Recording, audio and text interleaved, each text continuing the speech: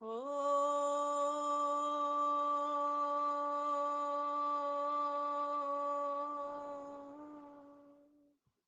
मेरे साथ आप भी ओम की ध्वनि लगा लें जरा। ओ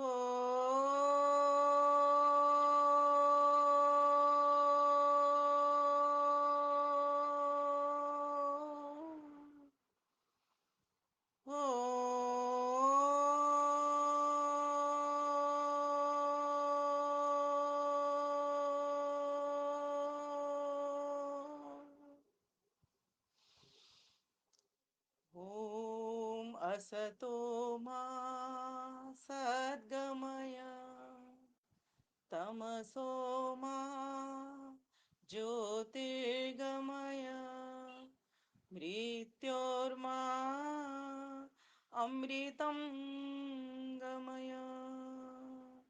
ॐ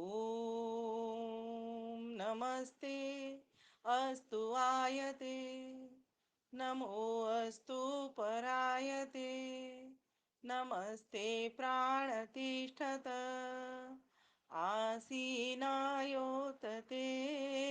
नमः। ॐ शांति शांति शांति। ओम।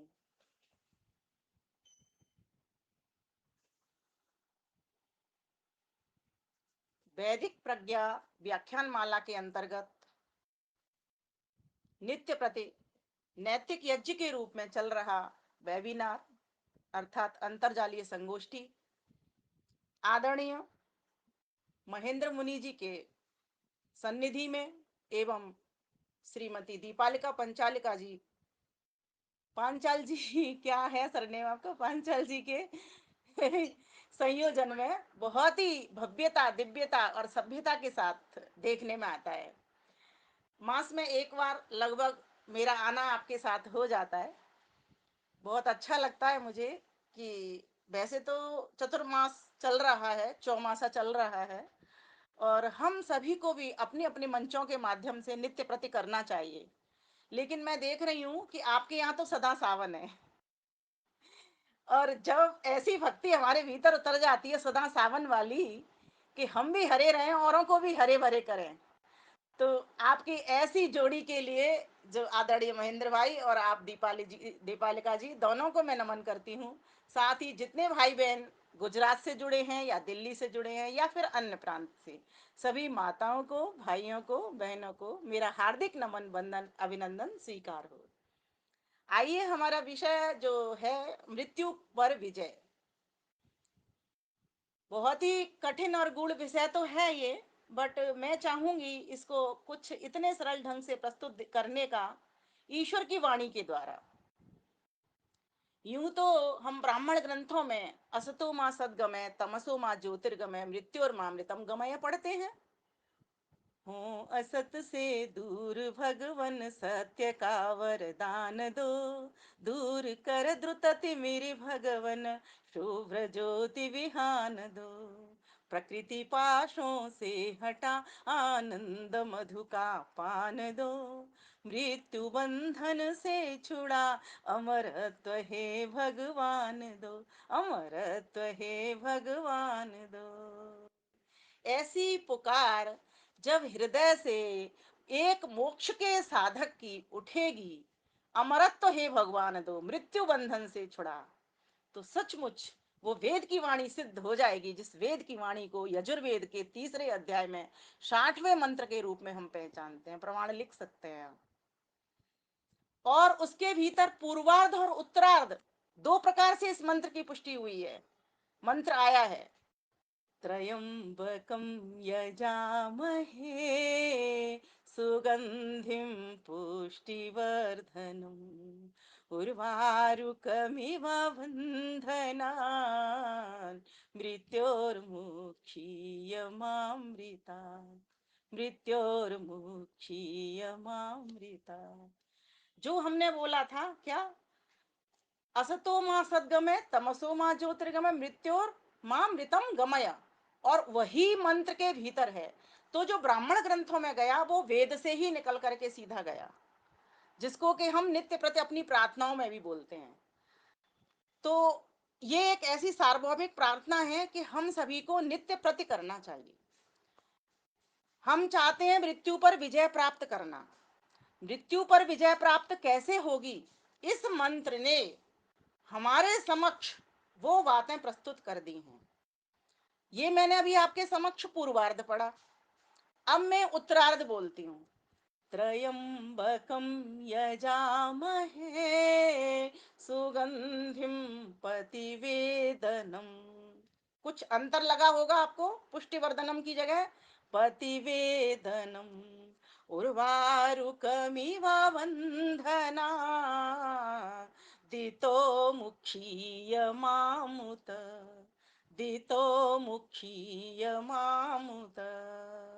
ये पूरा के पूरा पूर्वार्ध और उत्तरार्ध यजुर्वेद के भीतर आया है। वस्तुतः इसको खोलने से पहले मैं बताना चाहूंगी ये मृत्यु है क्या। हम सभी यहाँ ज्ञान वृद्ध, अनुभव वृद्ध, आयु वृद्ध बैठे हुए हैं। सभी हम जानते हैं कि वास्तव में मृत्यु, जो कि पंडित राम नरेश त्रिपाठी ने कहा, क्या कहा कि मृत्यु तो एक विश्राम स्थल है। क्या है ये? विश्राम स्थल है, विश्राम करने की जगह है ये सिर्फ ठहरने की जगह नहीं है। सिर्फ विश्राम करो फिर चल दो आगे आगे। वो क्या लिखते हैं, निर्भय स्वागत करो मृत्यु का, मृत्यु एक है विश्रामी स्थल, मृत्यु एक है विश्रामी स्थल। जीव जहां से फिर चलता है, धारण कर नित जीवन संभल, धारण कर नव जीवन संभल। मृत्यु एक सरिता है जिसमें, मृत्यु एक सरिता है जिसमें श्रम से कातर जीव नहा कर, श्रम से कातर जीव नहा कर फिर नूतन धारण करता है, काया रूपी वस्त्र बहाकर, काया रूपी वस्त्र बहाकर। और इसी बात को गीता में कह दिया, वासांसि जीर्णा नियथा विहाय नवानि गृह्णाति नरोपराणि, तथा शरीराणि विहाय जीर्णानि अन्यानि संयाति नवानि देहि, अन्यानि संयाति नवानि देहि। सचमुच हमको इससे बहुत भय लगता है, और इससे तो योगी भी नहीं बचे, क्योंकि महर्षि पतंजलि ने सीधा कह दिया अभिनिवेश। और अभिनिवेश, मौत से कौन चाहता है मेरी मृत्यु हो जाए? कोई नहीं चाहता। लेकिन जिसने चाहत मृत्यु ही कर ली, जिसने चाहत मृत्यु ही कर ली, उसने ही परम पिता की शरणागति वर ली। महर्षि देव दयानंद सरस्वती का एक नाम क्या है, उपनाम जो विशेषण दिया जाता है, मृत्युंजय दयानंद। क्यों कहा जाता है उनको? क्योंकि उन्होंने मृत्यु की चाह की। बताइए, 17-18 बार जहर कौन पिएगा? हम तो खीर खाना चाहते हैं भाई। आएंगे आर्य समाज मंदिर में और हमें खीर नहीं मिली तो हम बहुत परेशान करेंगे आपको कि हमारे लिए नहीं छोड़ी, सारी खीर आपने कटोरे में भर ली। बताइए कैसे विजय प्राप्त होगी? इसीलिए हम सोच करके ये मान लें कि वास्तव में हम हारे हुए रहते हैं, और मृत्यु पर हम विजय करने के लिए मनुष्य का शरीर मिला है। क्योंकि पशु पक्षियों के पास वो योग्यता नहीं है, आप सभी जानते हो, कि वो मृत्यु पर विजय प्राप्त कर सकें, क्योंकि भोग योनि के प्राणी है। मात्र एक मनुष्य ही तो है जो उभय योनि का प्राणी है, जो भोग भी कर सकता है और मोक्ष की साधना भी कर सकता है, अब वर्ग में भी जा सकता है। तो जब हमको ये विशेष योग्यता मिल ही गई है, तो क्यों नहीं इस विशेष योग्यता के बल पर मृत्यु पर को जीत लिया जाए, मृत्यु पर विजय प्राप्त कर ली जाए। अब इसके लिए महर्षि देव दयानंद सरस्वती ने हमारे लिए कितना श्रम किया। वेदों का भाष्य करके, यजुर्वेद, पूरे यजुर्वेद का भाष्य किया, ऋग्वेद के 7 मंडल तक भाष्य किया। उसके बाद का हमारा दुर्भाग्य रहा कि उनके हाथ का भाष्य हमको नहीं मिल पाया। अब किया नहीं उन्होंने, या लोगों के द्वारा हम तक पहुंच नहीं पाया, या लोगों ने बहुत गड़बड़ियां कर दी, वो एक अलग सब्जेक्ट है। बट जितना मिला, ये जो मंत्र लिया मैंने बताया आपको, यजुर्वेद के 3 अध्याय का ये 60वां मंत्र है। इसमें ये पूर्वार्ध और उत्तरार्ध दोनों हैं। अब इन मंत्रों को थोड़ा थोड़ा मैं खोलने का प्रयास करूंगी। एक जगह मंत्र और आया है, वो अथर्ववेद में मिलेगा आपको, लेकिन वहां शब्द अधिक चेंज हुए हैं। अब आप ध्यान देंगे मैं जो बोलूंगी। अर्य ओम अर्यमणं यजामहे सुबंधुम पतिवेदनम, सुबन्धुं पतिवेदनम् उर्वारुकमिव बन्धनात् प्रेतो मुञ्चामि मामुत प्रेतो मुञ्चामि मामुत।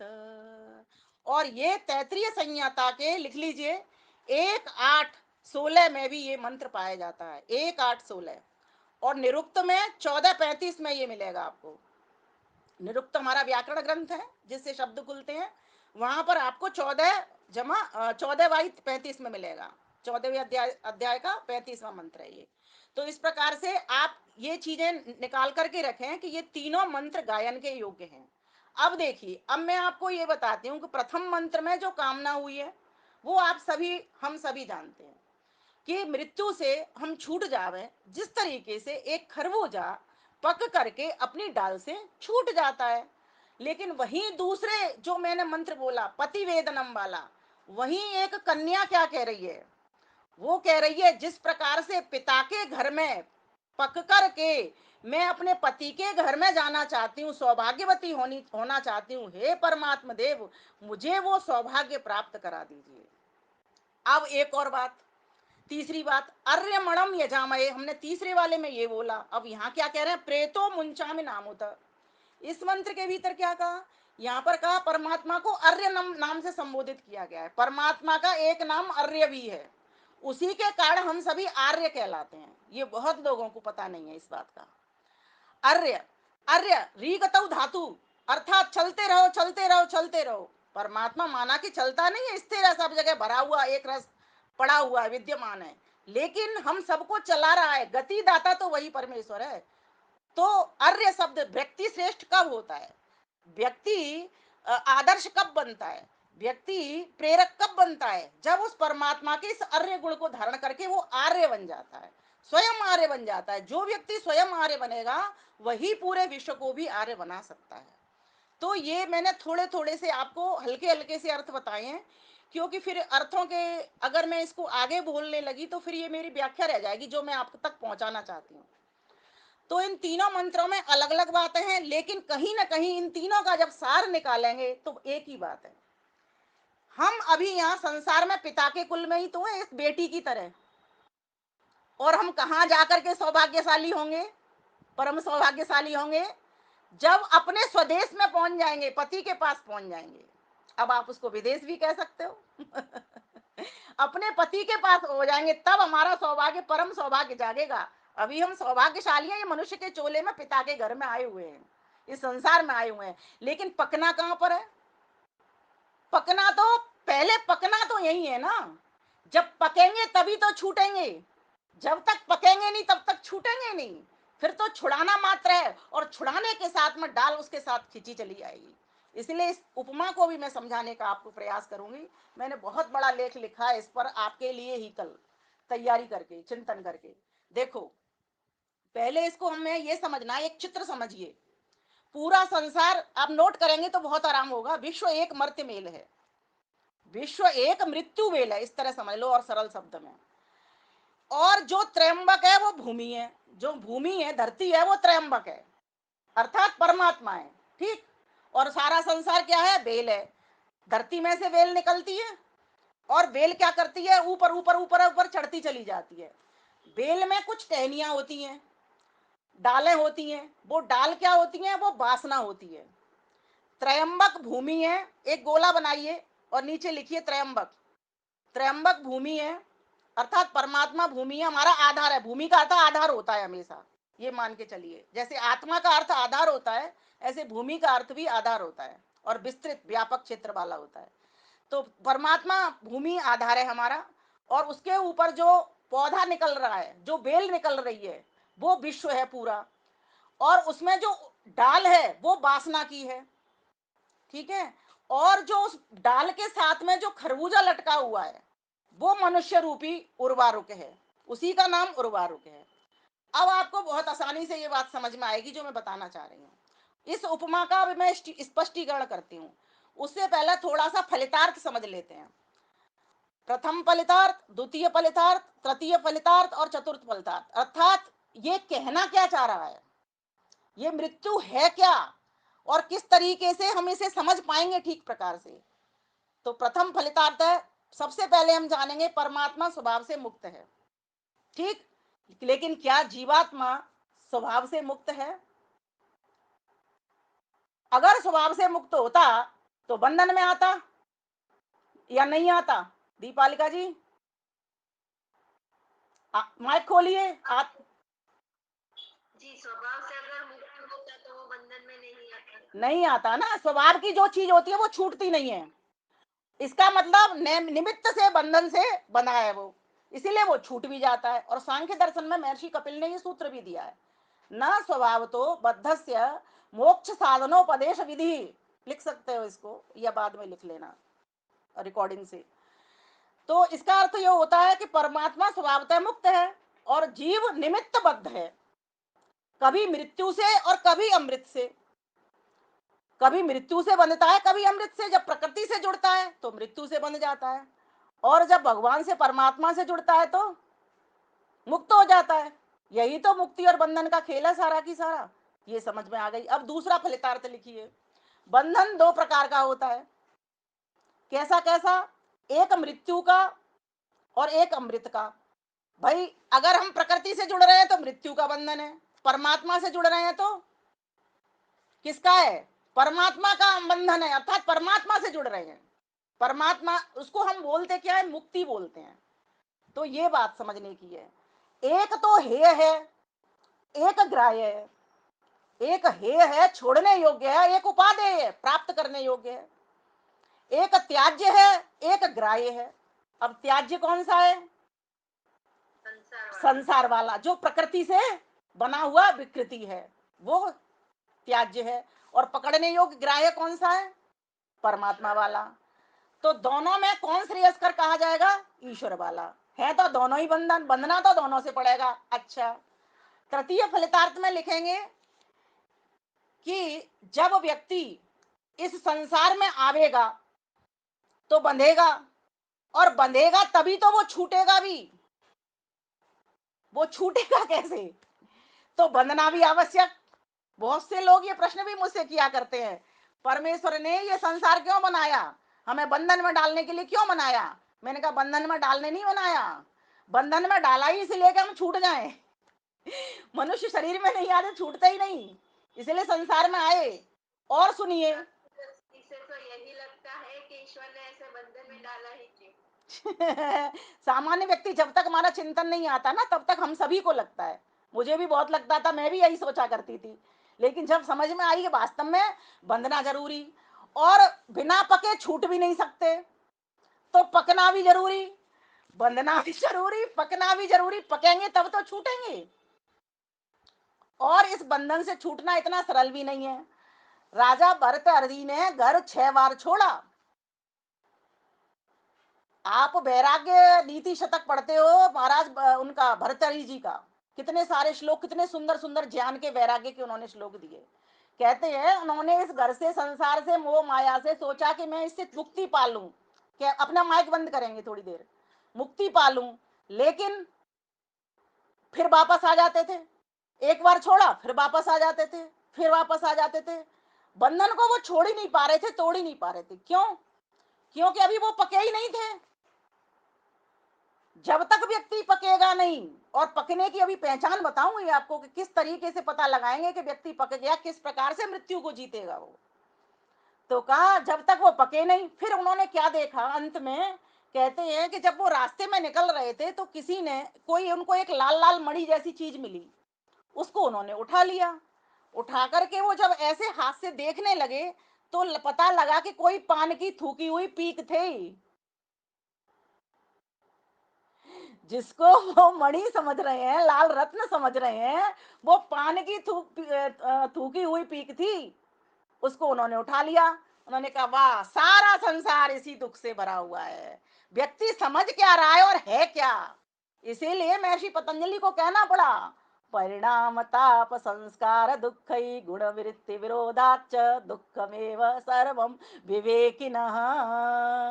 4 प्रकार के दुख इस संसार में मिले हुए हैं, और सारे सुख में कितना भी बढ़िया से बढ़िया सुख हो उसमें भी दुख मिला हुआ है, पुत्र पैदा हुआ है, वाह वाह वाह, लड्डू बट रहे हैं, और वो पुत्र नालायक निकल गया, या गर्दन पर छुरी फेर दी, या बक्से में से उसने पैसे चुरा लिया, तो फिर दुखदाई हो जाता है। या बीमार हो गया तो दुखदाई हो जाता है, या चल बसा तो दुखदाई हो जाता है। कोई भी हो, कोई भी वस्तु हो, व्यक्ति हो, स्थान हो, आप सभी जानिए, इसलिए मैं अधिक नहीं कहूंगी। अब आगे की बात चलते हैं। एक घर है, दो कुंडी लगी है। घर में जब व्यक्ति अंदर है तो अंदर से कुंडी लगाता है, और बाहर से अगर बाहर है तो बाहर से कुंडी लगाएगा। एक जेल है। अब जो जेल की कुंडी है, जेलर कहां से लगा रहा है? बाहर से लगाता है ना, कैदी को अंदर करके, वो अंदर से तो नहीं लगाता। तो हम लोग जब घर में रहते हैं तो हमारी इच्छा पर डिपेंड करता है, लेकिन जेलर, जेल के भीतर जो कैदी रहता है, वहां किसकी इच्छा चलती है? जेलर की चलती है। बस यही बंधन का और अमृत का खेल है। हम बंधन में, हम जेल में इस वक्त, हम घर में नहीं है। हमारी कुंडी किसके हाथ में? मरने की कुंडी तो ईश्वर के हाथ में, कि जन्म हुआ है तो मृत्यु निश्चित है, लेकिन अगला जन्म नहीं हो, ये हमारे हाथ में। हम खोल ले उसको, कुंडी को, खुल गए, बाहर निकल जाएंगे। हम घर के भीतर रहना सीखे, हम जेल के भीतर नहीं। समझ आ गया? इसलिए मैंने कहा गूढ़ विषय है, मैं इसको अगर थोड़े थोड़े टुकड़ों में काट के कहूंगी तो ये समझ में आने लगेगी बात। अब आगे बढ़ते हैं। अब मृत्यु बंधन से मुक्त होना है, अमृत बंधन से युक्त होना है ना? अब हमारा यहाँ पर चल रहे हैं। तो अब इसके लिए हम बहुत बढ़िया ईश्वर की स्तुति, प्रार्थना, उपासना मंत्र पढ़ते हैं। कौन सा?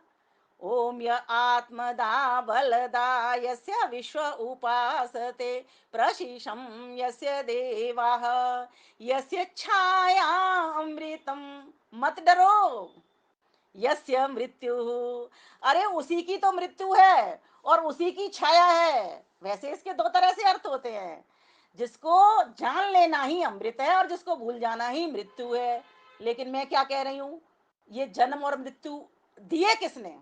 ये फल दिया किसने कि तुम्हारा जन्म होगा? ईश्वर ने दिया ना।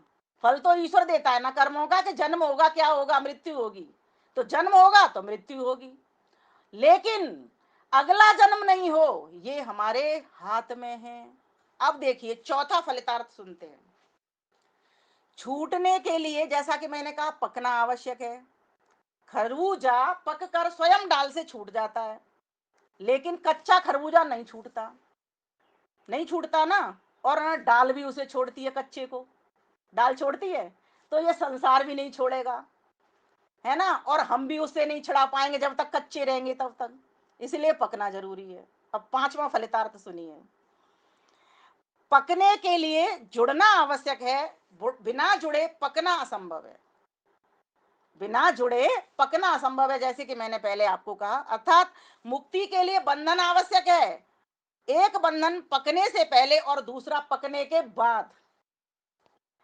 एक बंधन, संसार का बंधन पकने से पहले चाहिए, और ईश्वर का बंधन पकने के बाद चाहिए। है दोनों ही बंधन, है दोनों ही बंधन बंधना है। कौन सा बंधन श्रेयस्कर है? ईश्वर वाला बंधन, है ना? लेकिन उससे पहले शर्त ये, पकना पड़ेगा। जब तक पकेंगे नहीं तब तक मुक्ति होगी नहीं। अब देखिए, अब आगे चलते हैं। अब मैंने आपको उपमा का स्पष्टीकरण कर दिया, क्योंकि ये है कौन जो चीज हमें नहीं छोड़ने देती? वासना। ये वासना रूपी डाल है। ये तब छोड़ेगी जब हम पक जाएंगे। जब तक पकेंगे नहीं तब तक ये छोड़ेगी नहीं हमको। इसीलिए इस वासना से बचो। वासना क्या है? मोह, राग, आसक्ति, और सरल शब्दों में कहें चिपकना। त्र्यंबकं यजामहे सुगंधिं पुष्टिवर्धनम् उर्वारुकमिव बन्धनान् मृत्योर्मुक्षीयमामृतात् मृत्योर्मुक्षीयमामृतात्। त्रयंबकम, त्रि, अम्ब और क, तीन शब्द इसमें जुड़े हुए हैं। त्रि माने तीन काल, तीन लोक का दृष्टा, बनाने वाला सृष्टा, ठीक। और अम्ब कहते हैं लोरी को, और अम्ब से ही, अम्ब लोरी शब्द करने से ही अम्बा, और उसी से अम्मा और मां ये शब्द बने। और माँ क्या करती है, बच्चे को जब सुलाती है तो मुख से, वाणी से तो ओम ध्वनि करती है, गुंजार करती है, और पानी से, हाथ से उसको थपकी लगाती है, अर्थात उसको आनंद की स्थिति में लाती है, स्थिति में लाती है उसको। उसको क्रिया में नहीं छोड़ती, उसको रज में नहीं छोड़ती, उसको कहाँ लाती है, स्थिति में लाती है, उसको सुलाती है, बच्चे को तम में ले जाती है थोड़ी देर के लिए। तो क्या क्या काम करती है, वाणी से ओम उच्चारेगी, कोई लोरी गाएगी, और पानी से उसको थपकी लगाएगी। हम भी उस त्रयंबक, अम्ब लोरी हो गया, क स्वार्थ परक है, किसके स्वार्थ परक है, हम सभी के लिए, परमात्मा को हम संबोधित कर रहे हैं। हे तीनों कालों के, हे तीनों लोकों के दृष्टा सृष्टा परमेश्वर, यजामहे, हम भी एक बालक की तरह, यजामहे का अर्थ होता है यजन करना, और सरल शब्द कहूं संगतिकरण, भक्त का भगवान से, है ना, शिष्य का गुरु से, पुत्र का माता पिता से, सेवक का स्वामी से, ये संगतिकरण। तो हे त्रयंबकम परमेश्वर, मैं आपके पास आज ये इच्छा लेकर के आया हूं कि मुझे मृत्यु बंधन से छूटना है और अमृत बंधन से युक्त होना है, जुड़ना है, इसीलिए मैं तेरी संगति करना चाहता हूं। त्रयंबकम यजा महे, सुगंधिम पुष्टिवर्धनम। अब पहली बात क्या है, अब सुनिए, खरबूजे से शिक्षा। यहाँ पर उर्वारुक का अर्थ भी एक बार समझ लेंगे। उरु जमा आ जमा रुख, उरु आ रुख, उरु माने विस्तृत, आ मान आ समन्तात माने फैलाव वाला, चारों ओर से परिपूर्ण होता हुआ, आ समन्तात परिपूर्ण चारों ओर से। उरु आ रुख, रुख कहते हैं अमृत को, अमृतत्वम वही रुकम, तो परिपूर्ण, विस्तृत और हमको प्राप्त होने वाला अमृत, ये उर्वा रुक है। अच्छा एक बात बताइए, हम ईश्वर के अमृत पुत्र हैं कि नहीं है, अमृत पुत्र है ना उसके। तो क्या हम अपनी विशालता, विस्तृतता, अर्थात विस्तीर्णता, अर्थात अपने आप को विशाल करके, चारों ओर से पूर्ण करके, चारों ओर से परिपक्व करके, क्या हम नहीं उस परम पिता परमेश्वर से मिल सकते, मिल सकते हैं ना। मिल सकते हैं। तो कब मिलेंगे, जब पूर्ण ज्ञानी होंगे, जब पूर्ण ज्ञानी होंगे, विस्तृत उदार क्षेत्र वाले होंगे, दानी होंगे, पहला ज्ञानी होंगे, दूसरा दानी होंगे, और तीसरा अहिंसक होंगे। हम बोलते हैं ना सूर्या चंद्र मसावेव वाला मंत्र बोलते हैं, उसमें क्या बोलते हैं, ददाता अग्नता जानता, जानता ददाता और अग्नता, तीन शब्द बोलते हैं वहां पर। क्या कहते हैं, हे प्रभु हम ज्ञानी बने, दानी बने और अहिंसक बने। व्यक्ति के भीतर अगर ये तीन प्रतिभाएं आ जाती हैं, पहले शुद्ध ज्ञान से, वेदों के ज्ञान से, वेद वेदांगों के ज्ञान से पूर्ण परिपक्वता ले आए, फिर ला करके अपने कर्म में उतार दे, परोपकार में लगा दे उस ज्ञान को, त्यागी बन जाए, ध्यान दानी बन जाए। और तीसरी बात अहिंसक, हर प्राणी के भीतर अपना जैसी आत्मा देखे, एकत्वम अनुपश्यता, एक एक रूपता देखे उसके भीतर। क्या हम ये नहीं कर सकते, बिल्कुल कर सकते हैं। मनुष्यत्व से गुरुत्व की ओर जब जाएंगे मृत्यु पर विजय प्राप्त करने के लिए, तो हमको ये करना ही होगा, फिर हमको भय लगने वाला नहीं है। अभी हमको क्यों भय लग रहा है, क्योंकि अविद्या में पड़े हुए हैं, इसलिए मृत्यु को जीत नहीं सकते। मृत्यु से को डर लगता है, कोई हमारी तरफ आता, हमारे सामान को भी लेता है, सामान की भी मृत्यु होते देखता तब भी हमको डर लगता है। लेकिन इसको किस तरह से समझें, इसको हमें इस तरह समझना पड़ेगा, हम इस शरीर में क्या प्रतिक्षण नहीं मर रहे, मर रहे हैं ना। बचपन अवस्था कहाँ चली गई हमारी, बताओ कौन बचपन में बैठा है यहाँ, मर गया बचपन। जवानी में कौन बैठा है यहाँ पर, मुझे लगता है एक आध कोई जुड़े होंगे तो जुड़े बैठे होंगे, नहीं तो बाकी की तो सारे हम वृद्धि हो गए। मैं तो 50 से ऊपर को वृद्ध मान लेती हूँ, और हर तरह से वृद्ध मानती हूँ, क्योंकि अनुभव भी बहुत ज्ञान देता है हमको। 50 वर्ष का व्यक्ति आदि अम्र को प्राप्त करके बहुत कुछ अनुभव ले लेता है, और मैं उस श्रेणी में आ चुकी हूँ। थोड़ा बहुत अनुभव मुझे भी आप जैसे बड़े लोगों से प्राप्त हो रहा है। तो मेरा कहने का यहाँ पर मतलब ये है कि जब तक हम ज्ञानी, दानी और अहिंसक नहीं बनेंगे तब तक हम पूर्णता को प्राप्त नहीं करेंगे, तब तक हम परिपक्व नहीं होंगे। लोगों के बाल सफेद हो जाते हैं, है ना, मूछें सफेद हो जाती हैं, कमर टेढ़ी हो जाती है, हाथ पैरों से चला नहीं जाता, सब कुछ हो जाता है। होता है कि नहीं होता है? जब एक समय आता है, सोचो बचपन कहाँ गया, जवानी कहाँ चली गई, सब चले गए, सब मर गए। हम प्रत्येक 7 वर्ष में मर जाते हैं शरीर के भीतर। तब तो कोई रोना नहीं, तब तो कोई डर नहीं। क्यों क्यों डर नहीं? क्योंकि हम संसार में ऐसा सब कुछ देख रहे हैं कि सभी के साथ ही अवस्थाएं घट रही हैं। लेकिन हम जब सभी के साथ अवस्थाएं घट रही हैं तो हम सभी को जाते हुए भी तो देख रहे हैं और आते हुए भी तो देख रहे हैं। महर्षि कपिल क्या कहते हैं? पिता की मृत्यु देख ली, पुत्र का आगमन देख लिया। एक ही घर के भीतर जब दो काम हमने देख लिए तो हमको इतना बोध हो जाना चाहिए अब कि संसार में आना जाना लगा ही हुआ है। डर किस बात का? धन भी हम नहीं लेकर के आए थे, वस्त्र भी नहीं लेकर के आए थे, जो कुछ लिया सब कुछ यहीं से लिया और सब कुछ यहीं छोड़ करके जाना है। ऐसा व्यक्ति ही मृत्यु पर विजय प्राप्त कर सकता है। मंत्र क्या समझा रहा है, अब इसको समझिए। सुगंधिम पुष्टिवर्धनम, तो जो वासना रूपी डाल है ना, ऐसा ना हो साधक ये वासना रूपी डाल तेरे खरबूजा अर्थात तुझ मनुष्य रूपी खरबूजा के साथ चली आए, तू कच्चा ही रह जाए, तू पक ही नहीं पाए। हे साधक, तू अभी और पक, अभी तुझमें बहुत कमी है। ये वासना रूपी डाल जब तक तुझे स्वतः ना छोड़ दे, ये संसार जब तक तुझे स्वतः नहीं छोड़ दे, तब तक तू और पक और पक और पक। सोचिए। दूसरी बात, अब हमें ऐसा लगता है अपने जीवन की परीक्षा कैसे करें, क्या हम पक गए हैं? तो दूसरी बात नोट करने की है, ये बहुत अच्छी अच्छी बात है, बताऊंगा, ये चिंतन से निकाली हुई है। क्या मेरे पुण्य कर्मों की सुगंध मेरे शरीर से चू रही है? दीपालिका जी, क्या पुण्य कर्मों की सुगंध मेरे शरीर से चू रही है, निकल रही है? क्या मैंने कहीं मंदिर बनाए हैं या किसी अभावग्रस्त के घर में जाकर कोई दीपक जलाया, उसको कुछ धन दिया, कुछ वस्त्र दिए, किसी के आंसू पहुंचे क्या मैंने? तो अभी नहीं पका। और पक। हे साधक, अभी और पक। अभी तो कच्चा है। अभी वासना तेरे साथ आएगी, वासना रूपी डाल खरबूजे के साथ आएगी। अभी वासना तेरे साथ आएगी। वासना बद्धा आवे जावे, इसी से तो जन्म और मरण हो रहा है हमारा, इस वासना से तो, और इसी से ही छुट्टी पानी है। इससे छुट्टी मिल गई तो समझ लो मृत्यु पर विजय प्राप्त कर ली। महर्षि देव दयानंद सरस्वती ने इसी पे विजय प्राप्त की। संसार में वास करें लेकिन वासना नहीं, संसार में काम करें लेकिन कामना नहीं। समझ गए ना? तो कहने का भाव यहाँ पर ये है कि मंत्र हमको ये समझा रहा है कि देखो तुम्हारी पुण्य कर्मों की सुगंध तुम्हारे अंदर से छू रही है कि नहीं छू रही है।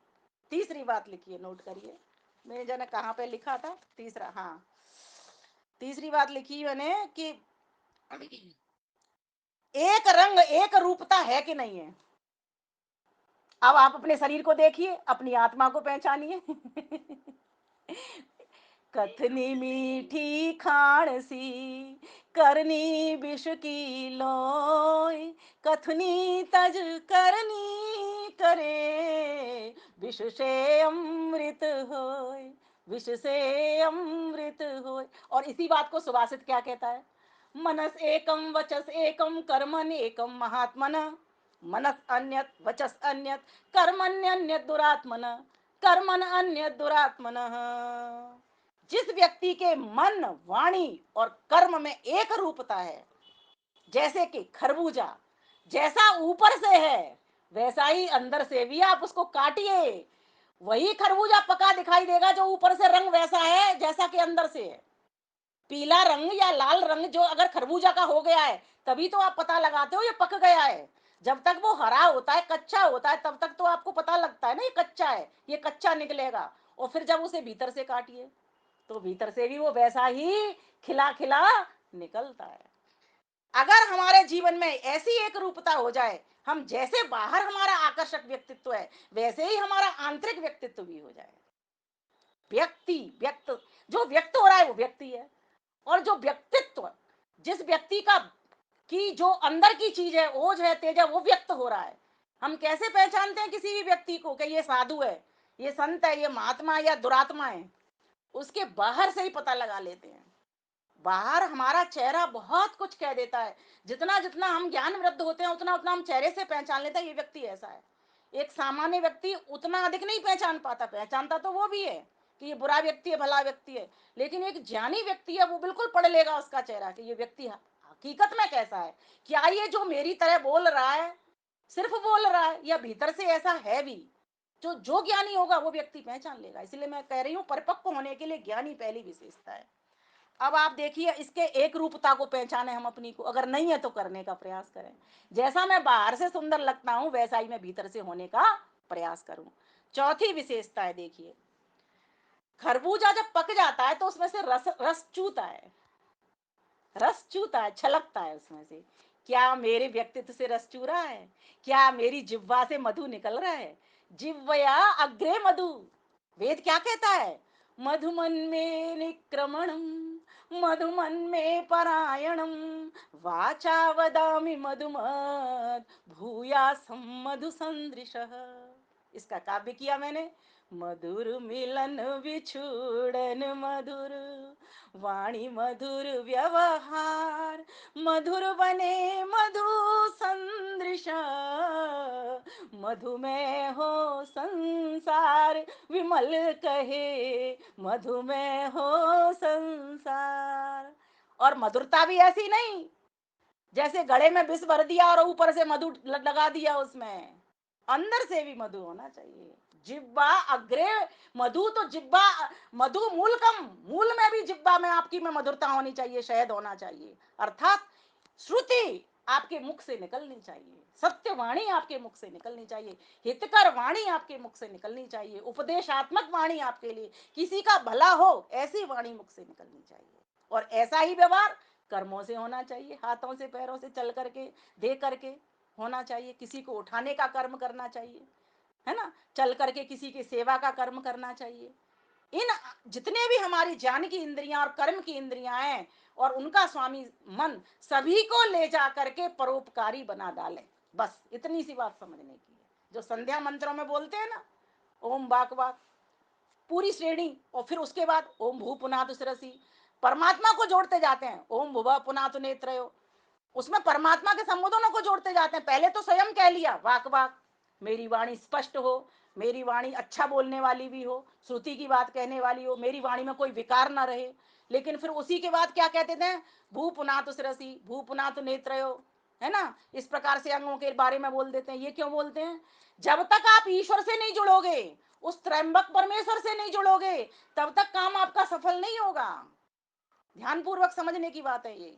हम बिना ईश्वर से जुड़े कहते रहें, कितना भी कहते रहें, ईश्वर से जुड़ने का मतलब ईश्वर की आज्ञा में उतरना, ईश्वर ने जैसा वाणी के लिए संदेश किया है वैसा ही लोगों के साथ बोलना, वैसा ही व्यवहार करना। अब आगे चलते हैं, पांचवी बात, इसको हमें देखें खरबूजा से सीखें, रस छलकने लग जाए। आप जा रहे हो, हाथ जुड़ जाए लोगों के, जिस आदमी का सिर झुके भगवान के आगे, सारी दुनिया झुकती है उस इंसान के आगे, उस इंसान के आगे। ऐसा व्यक्तित्व हमारा हो जाना चाहिए, इतना रस टपकना चाहिए। आप निकल रहे हो रास्ते में, कोई आपको मिल गया, आपको नमस्ते नहीं, कोई बात नहीं, आप उसको झुक करके नमस्ते करिए, स्माइल एक चेहरे पर रखिए, देखिए वो बंदा पीछे मुड़ करके आपके गले लगेगा नहीं। ये मेरी गारंटी से मैं इस बात को कह रही हूँ। ऐसा व्यवहार हमारा जाना चाहिए। तो ये खरबूजे की कौन सी विशेषता हो गई दीपालिका जी? पांचवी। छठी विशेषता, हम हमारा आपस में भेद मिटा के नहीं मिटा, पड़ोसियों के साथ, रिश्तेदारों के साथ, मित्रों के साथ में, दीपालिका जी के साथ में, लीला बहन जी के साथ में, योगेश बहन जी के साथ में, राज बहन जी के साथ में, शीला बहन जी के साथ में, अंजू बहन जी के साथ में, शशांक भैया के साथ में, इतने लोग मुझे दिख गए, हरेश भैया के साथ में कोई भेद तो नहीं बचा। अभेद होकर के क्या रह रहे हैं हम? ये विशेषता, उसमें कोई भेद नहीं है। ऊंच नीच, छोटा बड़ा, रंग रूप सब एक समान है खरबूजे का। भीतर से काटते हैं वैसा ही है, बाहर देखते हैं वैसे ही की वैसा है। अभेद होकर के हम रहना सीखे इस संसार में। संत नामदेव का आपने नाम सुना होगा, कहते हैं वो भोजन करने के लिए बैठे, कटोरी में घी रख लिया, अनचुपड़ी रोटी थी, स्वयं बनाया था, रोटी पर घी लगाने वाले थे, इतनी देर में कुत्ता लेकर के रोटी भाग गया लेकर के, बिना घी लगी, उसके पीछे घी का कटोरा लेकर के भाग रहे हैं। एक तरफ से तो आप ये कहोगे कि अरे ये क्या कर रहे हैं, ये ठीक बात नहीं है, लेकिन दूसरी तरफ जब आप भावों में भरोगे तो सोचोगे कि सब प्राणियों के भीतर उसी का वास बैठा हुआ है, वही एक परमात्मा है। हाय मेरे प्रभु, हाय मेरे प्रभु। अब क्या कुत्ता भगवान है क्या? लेकिन कुत्ता में वो उस चेतनता को देख रहे हैं, परम चैतन्य को देख रहे हैं कि कुत्ता भी उसी के कारण, उसी का आधार बना हुआ है, उस आत्मा का, उस परमात्मा का।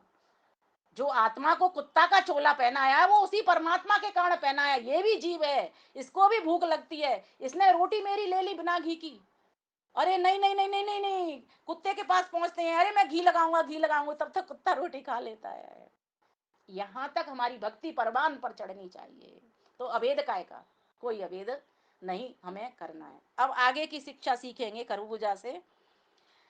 देखिए खरबूजा में क्या होता है, जब हम काटते हैं तो उसमें कुछ बीजे होते हैं, बीज, और वो बीजों को जैसे ही काटता है वो स्वयं छोड़ देता है। खरबूजा बीजों को छुड़ाने नहीं पड़ते, आपको बस उठाना पड़ता है। कोई चक्कू से तो नहीं खुरचने पड़ते ना, एकदम से बनी हुई ऐसे रखी होती है, वो एकदम से उठा लो उसको। आप अपने अंदर देखें, मेरे भीतर जो गुप्त और सुप्त संस्कार के रूपी बीज पड़े हुए हैं, वे ही तो मेरी वासना का काम कर रहे हैं, वे ही तो मुझे संसार में चिपकाने का काम करते हैं, वे ही तो संसार में मुझसे मोह को मेरे से दूर नहीं करने देते हैं। वे संस्कार में कैसे मैं उनको अलग कर पाऊं अपने आप से, कैसे उनको उठा पाऊं? इन सब का कारण क्या है, क्यों पड़े हुए हैं? अविद्या। अविद्या क्षेत्र मुतरेशम प्रसुप्त तनु विच्छिन्न उदाहरणाम दग्ध बीजावावस्था। पांचवी अवस्था अच्छी है, जब तक मैं उसको दग्ध नहीं कर लूंगा उन बीजों को, तब तक वो वापस मुझे इस जन्म मरण के चक्कर में डालते रहेंगे। इसीलिए जो गुप्त और सुप्त संस्कार है, अब उनका आप कुछ कर वैसे तो कर नहीं सकते, पकड़ करके आप चक्कू से छुड़ा ले या हाथ से उठा ले, ऐसे तो उठाएंगे नहीं। लेकिन उसको कैसे उठाया जाए? उसको अच्छे संस्कारों के द्वारा, अच्छे वातावरण के द्वारा। अभी एक बहन ने गीत गाया था सकार वाला, तब मेरे दिमाग में 5 सकार की बात कर रही थी, तो मेरे दिमाग में यही बात चल गई। संस्कार, सदगुरु की सन्निधि, समर्पण, सेवा, सत्संग। मैंने कहा ये भी 5 सकार हो सकते हैं, यूं तो बहुत सारे हो जाएंगे, उन्होंने क्या किस तरह से कवि ने लिखा वो ये कल कवि जाने, लेकिन ये भी हो सकते हैं। इनके द्वारा वो जो गुप्त और सुप्त संस्कार हमारे भीतर पड़े हुए हैं उनको उठाना है। जैसे गरम पतीली हो जाए ना, तो कैसे उठाते हो? हाथ से उठाते हो? नहीं उठाते, पकड़ से उठाते हो, कपड़े से उठाते हो। तो ऐसा कपड़ा लेना पड़ेगा हमको, अपना वातावरण ऐसा निर्मित करना पड़ेगा जिसमें नित्य प्रतिवेद का स्वाध्याय हो।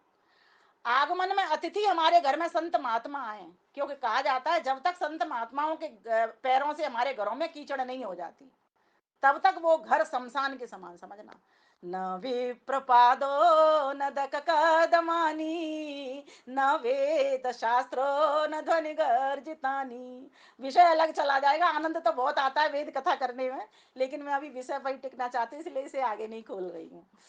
तो कहा कि इन संस्कारों को उठाइए, जैसे खरबूजा उनको छोड़ देता है, ऐसे हम भी प्रयास करें। और इस तरह मैंने कारण भी बता दिया, इन कारणों से अच्छा विद्या के पास बैठे तो अविद्या अपने आप साथ साफ हो जाएगी। अब आगे का लेंगे हम 10 छापे। आप खरबूजा को देखोगे 10 कली होती हैं उसमें, आप गिनना। मैंने तो गिन के देखा सच बताऊं, गिन के देखा, मैंने कहा हर खरबूजे में 10 होती हैं क्या?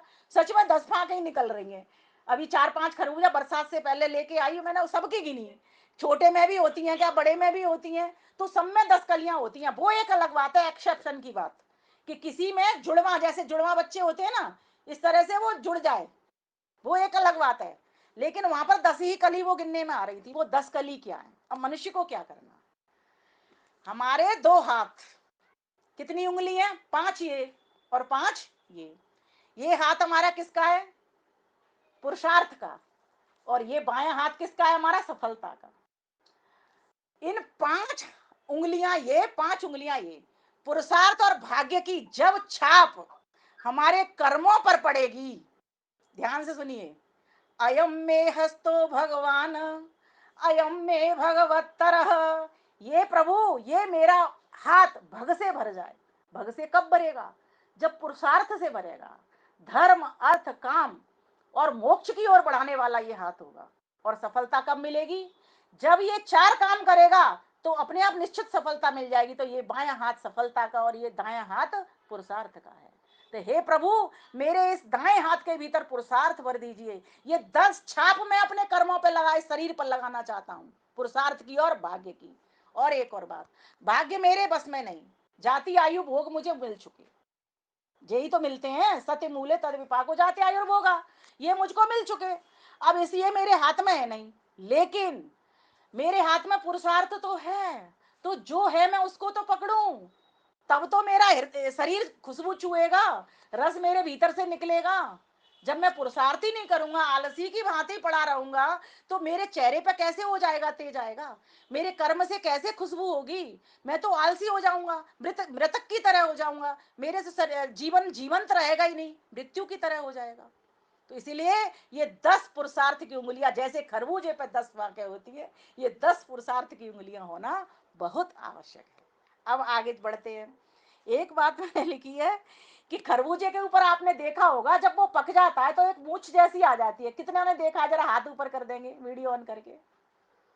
खरबूजे के ऊपर जब पकने के बाद में, जब डाल से छूटा नहीं है, सिर्फ लगा हुआ, तो एक मूछ सी आती है हल्की सी, और वो जब एकदम पक जाता है ना, तो फिर कुछ दिन तो वो रहती है, फिर वो झड़ जाती है। अब सुनो, नई बात, आप इसको देखना, कभी खरबूज जाए तो ध्यान में इसका निरीक्षण करना, जब खरबूजे पक गए हो, उन खरबूजों पे निगाह मारना। मैंने इसका प्रैक्टिकल भी किया, मैंने कहा ये तो सही बात है भाई ये तो है, ऐसा है। वो मूछ क्या है, वो मूछ क्या कहती है, वो कहती है तो बाल पक गए, सफेद मूछ हो गई, कमर टेढ़ी हो गई, भाई अब तो और पक ले, अभी तेरा काम नहीं हुआ। शरीर से तो तू बूढ़ा हो रहा है, लेकिन आत्मा से तूने कितने अनुभव इकट्ठे किए, आत्मा से तूने कितना जान लिया, कितना तूने दान किया, कितना तू एकत्व की अनुभूति में रहना सीख पाया। तो ये मूछ ने ये सिखा दिया। तो अब आगे का एक और बात आई उसमें, कि उंगली तो नहीं, कोई तुम्हारे ऊपर उंगली तो नहीं कर रहा। एक और उसकी विशेषता होती है, खरबूजे को अगर आप उंगली दिखाओगे ना, तो वो सड़ना प्रारंभ कर देता है। पता नहीं कौन सी इस उंगली से करंट निकलता है, विद्युत धारा निकलती है, ऐसा वहां के अनुभवी किसानों ने मुझे बताया। बहन जी उंगली मत करना, इसको ऐसे गोल गोल घुमा के तो देख लो, पर उंगली मत करना। मैंने कहा क्यों, तो कह रहे ये ना सड़ जाएगा। और ये मैंने कहा, अब यही बात मनुष्य देख ले, भाइयों बहनों माताओं, कोई हमारे ऊपर एक उंगली ना कर पाए। जब तक उंगली हमारे ऊपर ना कर पाए, तब तक आपको पकना ही होगा। उंगली उठा दे हमारी कोई, हम एक उंगली उस ईश्वर को पकड़ा दें, तब तक हमको पुरुषार्थ करना पड़ेगा। जैसे ही वो हमारे पहुंचे को पकड़ लेगा, तो जो खरबूजे का मैंने उपमा का स्पष्टीकरण किया, वो हमारा चरितार्थ हो जाएगा, फलितार्थ हो जाएगा। हमारे पिताजी जब हम छोटे थे तो कहा करते थे, ऐसा करना काम सखे, ऐसा करना काम सखे, बुरा न कोई कह दे। ऐसा करना काम सके, बुरा न कोई कह दे, और बुरा कहे तो कहने दे, बुरा कहे तो कहने दे, कोई चिंता नहीं, लेकिन भला न कोई कह दे, भला न कोई कह दे। जीवन में ऐसे काम करने हैं, बुरा व्यक्ति तो तुम्हारा इल्जाम लगाएगा, तुम अच्छा करोगे, समाज का काम हाथ में लोगे, तब भी तुमको बुरा कहेगा। लेकिन भला व्यक्ति तुम्हें तब तक बुरा नहीं कहेगा, जब तक तुमने कोई बुरा काम नहीं किया, गलत काम नहीं किया। भला व्यक्ति तुमको भला ही कहेगा, अच्छा व्यक्ति होगा वो अच्छा ही कहेगा। इसलिए ऐसा करना काम सके, बुरा न कोई कह दे, ये चिंता करनी, कोई मुझे बुरा ना कह जाए, मुझे एक अच्छा सभ्य श्रेष्ठ नागरिक बनना है, मुझे आर्य बनना है। आर्यमणं यजामहे सुबंधुम पतिवेदनम। सुबंधुम, निरुक्तकार ने कहा सुबंधुम, बंधु, बंधु तो बंध बंधने, हम सब आप और हम भाई बहन हैं, बंध रहे हैं एक दूसरे से, लेकिन ईश्वर को क्या कहा, सुबंधुम, उत्तम बंधु है। वो ऐसा बंधु है कि वो आपको हर तरीके से सहायता पहुंचाएगा। यहाँ के जो बंधु बांधव हैं, 4 दिन तो सहायता करेंगे, 4 दिन तो आपको अपना मानेंगे, जब तक माँ के घर में तब तक तो आपके साथ खूब खेलेंगे, मित्रता बरतेंगे। जैसे ही विवाह करके तुम दूसरे घर में चले जाओगे, तुम दूसरे घर में चले गए, भाई अलग हो गया, बहन अलग हो गए, सब झगड़ा करेंगे। लेकिन परमेश्वर कभी साथ नहीं छोड़ता, जन्म जन्मांतर का हमारा साथी है। त्रयंबकं यजामहे सुगंधिं पुष्टिवर्धनम् उर्वारुकमिव बन्धनान् मृत्योर्मुक्षीयमामृता। तेरा ही होवे यजन, तेरा ही हो तुझ में ही हो दृढ़ लगन, तुझ में ही हो मन मगन, तुझ में ही हो दृढ़ लगन, तुझ में ही हो मन मगन। त्रयंबकम यजामहे सुगंधिं पतिवेदनम् उर्वारुकमिव वन्दना दितो मुखीयमामुत। तुझसे ही हो पुष्ट हम चलते हुए वैदिक धर्म, हो विमल वर्धन सदा करते हुए नित शुभ कर्म, हो विमल वर्धन सदा करते हुए नित शुभ कर्म। त्रयंबकं यजामहे सुगंधिं पुष्टिवर्धनम् उर्वारुकमिव वन्दना मृत्योर्मुक्षीयमामृता, मृत्योर्मुक्षीयमामृता। ऐसी हम पर हो दया हरदम हम सुरभित रहे, जाना पड़े संसार से खुशबू में तेरी तर रहे, जाना पड़े संसार से खुशबू में तेरी तर रहे। एक और बात है, महर्षि कपिल क्या कहते हैं, शेनवत सुखी दुखी, क्या क्या कहते हैं, जैसे एक छोटा बाज पक्षी है ना, अगर उसके मुंह में टुकड़ा लगा हुआ है मांस का और ऊपर से उसको दिखाई दे गया कोई बड़ा बाज पक्षी मेरे ऊपर झपट रहा है, अगर वो छोड़ देता है स्वयं तब तो उसकी जान बच जाती है, और अगर वो नहीं छोड़ता तो मांस के टुकड़े को भी छुड़ा लेता और उसकी जान को भी ले लेता, उसके प्राणों को भी ले लेता। अगर हम स्वयं आसानी से छोड़ देंगे कोई दुख नहीं है, और जब परमात्मा हमें छुड़ाने के लिए आएगा कितना दुख होगा, छोड़ नहीं पाएंगे, नहीं छोड़ पाएंगे। एक दृष्टांत आता है इसके ऊपर, कहते हैं गुरु नानक देव के जो शिष्य थे बाला और मर्दाना, एक बार कहीं जा रहे थे यात्रा और एक धर्मशाला दिखी, वहां पर ठहर गए। वहां पर क्या देखते हैं, रात्रि का समय हो गया, सब लोग सो रहे हैं, उनके पास कुछ कंबल थे, बाला के पास एक कंबल था, दोनों के पास मतलब मिलके एक कंबल था, और वहीं पर वो लोग सब सो रहे थे, कुछ के पास कंबल थे कुछ के पास कंबल नहीं थे।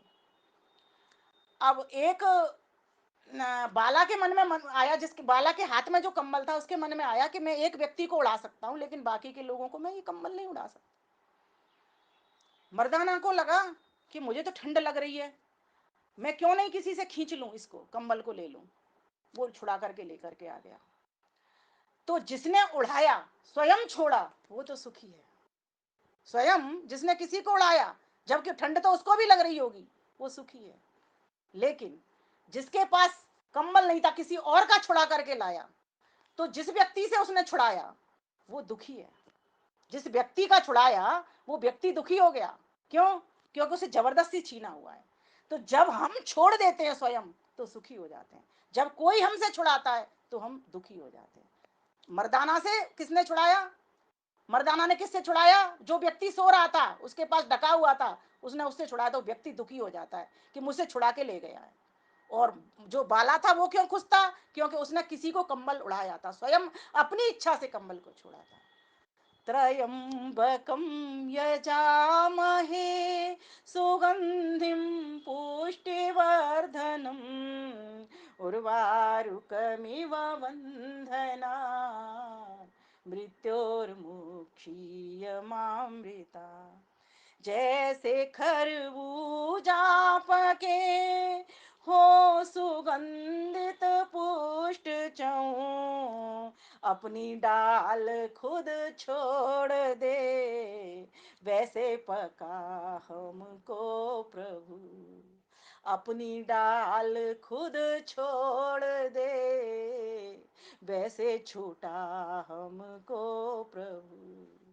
त्र्यंबकं यजामहे सुगंधिं पुष्टिवर्धनम्, उर्वारुकमिव वन्दनात् मृत्योर्मुक्षीयमामृतात्, मृत्योर्मुक्षीयमामृतात्। मृत्यु से तो छूटे लेकिन अमृत से बंधे। फिर आगे कहा, एक और जब मैंने उस टुकड़ा बोला था आपको पति वेदनम वाला, जैसे कन्या पितु घर से पति कुल में सौभाग्य बढ़ावे, वैसे हम संसार में निज पति पानंद को पावे, वैसे हम संसार में पक छूटे निज पति को पावे। त्रयंबकं यजामहे सुगंधिं पुष्टिवर्धनम्, उर्वारुकमिव वन्दनात् मृत्योर्मुक्षीयमामृतात्, मृत्योर्मुक्षीयमामृतात्, मृत्योर्मुक्षीयमामृतात्। हे प्यारे परमेश्वर, हम सब बहन भाइयों को अपनी ओर लगाओ, अपनी शरण लगाओ, क्योंकि आपका ही अथर्ववेद कहता है, ब्रह्मचर्येण तपसा मृत्यु उपागनत। ब्रह्म के अनुकूल आचरण करने से, वीर्य को सुरक्षित रखने से, वेद विद्या की समीपता करने से परमेश्वर आप भर भर के दे देते हो आनंद को। इसलिए प्रभु हमारे ऊपर ऐसी दया करना, हम आपके अनुकूल चलते रहें, आपसे कभी भी दूरी न बनाएं। जो भी काम करें सुबह उठने से लेकर पहला धन्यवाद आपको निकले। उठ करके जिस क्रिया व्यवहार को करने के लिए आगे बढ़े प्रभु, वो क्रिया व्यवहार में आप पहले मेरे सम्मुख हों, उसके बाद मैं कुछ काम कर पाऊं। और जब मैं कार्य को बंद करूं तब भी प्रभु आप मेरे सम्मुख हों, क्योंकि आपकी ही दी हुई शक्ति से, आपकी ही दी हुई बुद्धि से, आपके ही दिए हुए साधन से मैं ये सब काम कर पा रहा हूं। परमेश्वर मुझे इस मृत्यु दुख से छुड़ा दे।